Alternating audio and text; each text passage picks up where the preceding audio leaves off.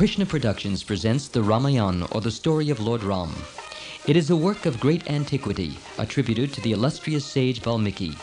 Its date of composition cannot be fixed with any certainty, particularly as, in common with other Sanskrit classics, it was not at first committed to writing, but was passed on from singer to singer.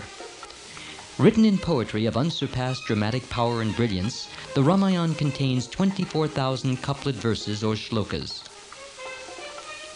Unfortunately, we know very little about the rishi or sage Valmiki.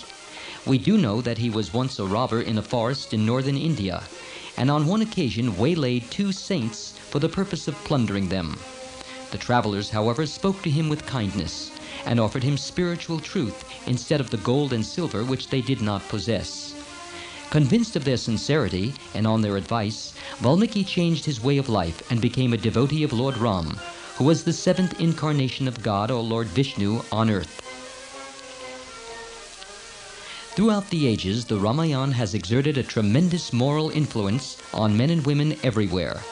Lord Ram is considered the ideal or supreme person, and in his daily life he manifested the highest degree of virtue, truth, compassion, justice, benevolence, valor, and chivalry, as we shall see. The following narration of the Ramayana is based on the abridged translation from the Sanskrit by Chakravarti Rajagopalachari and was published by Bharatiya Vidya Bhavan in Bombay, India. It contains all the important incidents of the original complete epic and was specially edited for this presentation by your narrator, Amala Bhaktadas.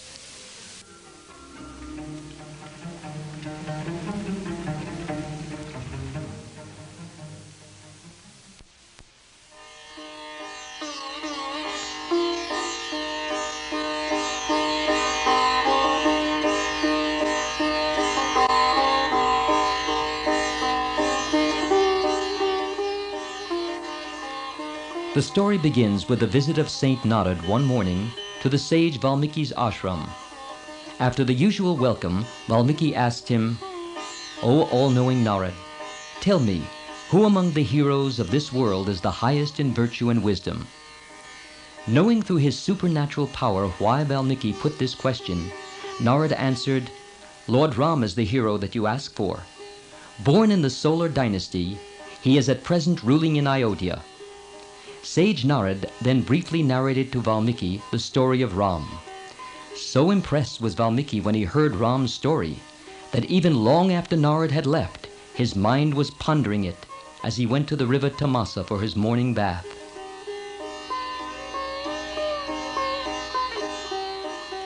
As he was walking along the riverbank, he saw in a nearby tree two loving crauncha birds sporting and singing in their joy of life and love. Suddenly, the male bird fell down, hit by a hunter's arrow. The female bird, seeing her lover rolling on the ground, lamented in piteous fashion.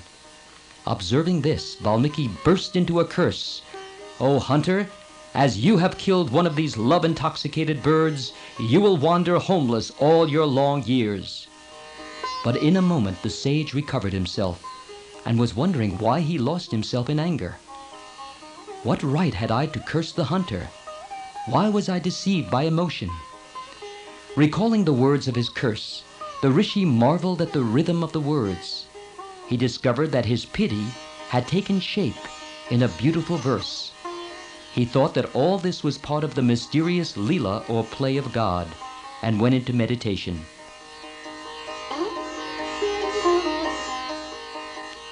To Valmiki in meditation appeared the four-faced Brahma, and he said, "Be not afraid. These things happened to start you on the story of Ram. From sorrow sprang verse, and in this meter and rhythm the story should be told. I shall give you the vision to see all that happened, yes, even how the characters thought and looked, as clearly as one sees a thing lying on the palm of one's hand.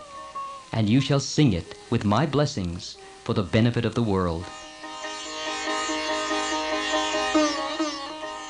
Valmiki and his disciples then repeated the verse again and again, and fixed its pattern firmly in their minds. Then Valmiki composed the Ramayana in that meter, and taught it to his disciples. Thus was the holy Valmiki Ramayana born, the story of the Lord and his consort born on earth, and establishing righteousness was sung by the sage in words of matchless beauty.